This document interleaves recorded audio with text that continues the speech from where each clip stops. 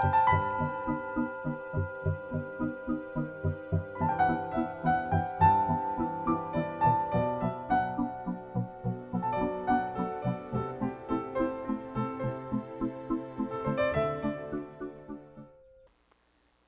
the mind and how to do it. Now, in a previous audio blog, I pointed out that one shortcut to practicing meditation is to piggyback on areas of your life where you already have achieved focus and concentration. Now, I found it in photography, in computer programming, and in video editing, and also writing things like this. But it could be anything, like playing chess, tying flies, doing crossword puzzles, and so on. Wherever you find yourself spending real time concentrating and focusing the mind, you already have some discipline if you have a hobby, such as one of these. Now, some people have asked me, how do we convert these disciplines that we already have into meditation practice? And the best part is that you don't have to do anything more to your schedule, but just approach anywhere that you already are concentrating just a little differently. Aside from photography, I did this mostly myself with computer programming, so I'm going to use that as my example. I slowly began to apply the basic techniques of mind training that I was learning to what I was doing on the computer all day long. For example, during my computer work, whenever I would catch myself in a distraction, that means whenever I popped out of whatever I was deeply involved in and found myself once again just outside my concentration zone and just looking around, it was then that I would attempt following the meditation technique. Now, these distractions could be as simple as a dog barking, or a phone call, or the doorbell, even an unwelcome thought or a daydream, and so on. Whenever my mind wandered, or whatever it took to startle me out of what I was busy concentrating on, the result was that I was suddenly distracted from what I had been focused on, and instantly was just there and fully awake in the moment. Now, I might have been irritated before I had this concept that I'm communicating here. I didn't want to be disturbed. But anyway, those distractions in my concentration were the only moments that I had during my workday to insert Dharma into that work. But there were a lot of them. And in those distractions, those little gaps or moments when I broke concentration, it was then I would become aware that I had been distracted from my work, and I would very gently bring my mind back to what I was doing and let my mind rest in that. I would pick up where I left off, but with a little bit more awareness. After all, in those moments of distraction, I had virtually nothing better to do with my time anyway. I was already at a complete stop. So whenever I found myself startled or popping out of whatever I was engrossed in, I took that opportunity to at least be aware that I had been distracted.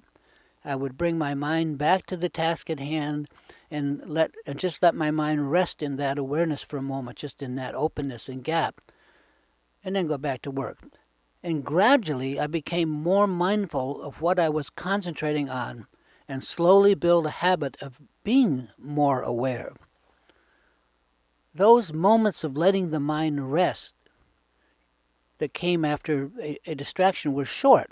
Perhaps they were more like, some of them like nanoseconds than something more enduring. But the total amount of actual practice time that I was doing off the cushion from these distractions added up.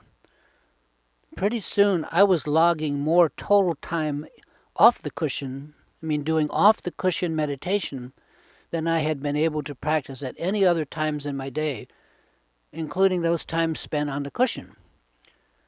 By then, my meditation time on the cushion had become, and this is just my own problem, almost a kind of a joke. every time I headed for the cushion, it seemed like I put on airs, robes of expectation, of arrogance, and embarrassment over my past meditation failures. And then there were all my hopes and just generally being irritated. So I was getting some relief. The cushion was getting a much-needed supplement. And this new process of post-meditation practice was not something that I could measure in days or even months. It took me about something like 2 years of this kind of exploration before I really had it down to any useful degree. But it was useful, and the amazing part is that it actually worked, which translates to, perhaps for the first time in my many, many years of mind practice, I started to really like practice. Something that I had always devoutly wished for, to really like it. If there was one thing I was ashamed of and feared all those years, it was that I personally could not find all that much joy in just rote meditation practice. I knew that this wasn't the way it should be, but I was also powerless to bring joy to something that I had not been able just to find joy in. So there you have the general idea. If meditation doesn't come easily to you on the cushion, then take meditation to the path, to where you live, to where you already can focus and concentrate, and then try that. It takes almost no extra time, and you are utilizing moments that otherwise you would just have ignored. So let me briefly go over the basic concept once again. When you're doing something that naturally lends itself to focus and to concentration, begin to be aware when you break that concentration. As mentioned, it could be any interruption, like the phone rings, or you've got mail, etc. Whatever the cause, the result is that you popped out of your concentration groove, and there you are, just in the moment. Instead of being frustrated by the interruption, which is what I used to do, take advantage of it to be aware of your distraction, and with that awareness, bring your mind back to what you were doing and just rest gently in that awareness. And then start again. Each time you break concentration, go through the same actions of being more aware more aware that you've been distracted, and then gently bring your mind back to what you're doing, what you're concentrating on, and let it rest there for a moment. Do this all day, every day when you can. If you remember to do this, you're logging meditation practice in real time. It adds up. And there's only one more point that I want to mention here, that is how to make whatever post-meditation practice you have into real Dharma practice. To do this, let me remind us how we got into this blog in the first place. It's for those of you who are having trouble keeping any kind of meditation practice going, or for those of you who are looking for a way into meditation that is less painful than starting at square one. It has only a single requirement, that in your life you've acquired one or more disciplines where you actually have to focus and concentrate the mind. Of course, you have to do it often enough for my suggestions to be effective. So let me review the steps so far. The first thing you need is skill. Find an area in your life that you have mastered, an area that requires real concentration and focus. It could be anything, but it must involve keeping your mind on it, and you must have developed some skill in this. For me, it was photography, or computer programming, video editing, but it could be almost anything. The point is that whatever you have mastered, you have already paid your dues, and you've acquired the habitual necessary, muscle memory skills in order to do it. Now, in traditional meditation, there's always an object to focus on, be it the breath, a pebble, a spot on the floor, or just nothing at all. In the method that I'm describing here, It is some kind of skill that involves focus and concentration that you've already acquired. And that skill will be the object of your meditation. It helps if this skill is something that you do all day long, or at least often. Otherwise, you'll never get in enough time for it to amount to anything. The second point is technique. When we are performing this skill, we have to take advantage and be aware of when we are distracted from concentrating. Just like we do when we're trying to practice meditation. We've got to be aware of when we are distracted from concentrating on the task at hand. When we pop out of our concentration. Now, anything can pull us out of our focus. And I've mentioned before, the doorbell, a phone call, and so on. And this has been covered in other audio blogs that I've done. When we are distracted from our task, whatever we're concentrating on, we need to remain aware of that fact and gently bring our mind back to the task and let the mind rest there for a moment as we pick up from where we left off. We do this again and again, every single time that we're knocked out of focus. I did it for a couple of years. That's the kind of time it takes, but it was effortless because I was just doing my job, making money at the same time. This essentially is what goes on in basic meditation. Whether we are sitting on the cushion or performing any other task that we have taken as the object of meditation.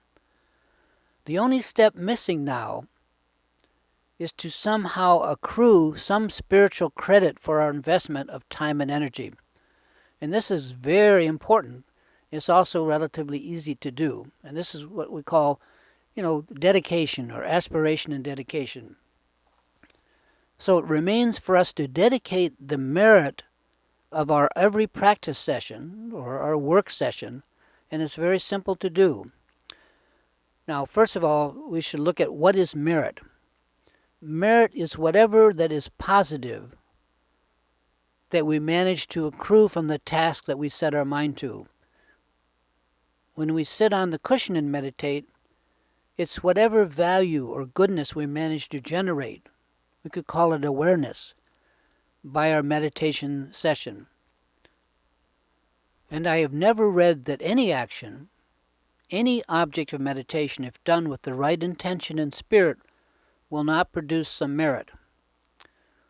The Zen Buddhists with their, books like Zen and the Art of Archery or Zen and the Art of Motorcycle Maintenance, they've proved this.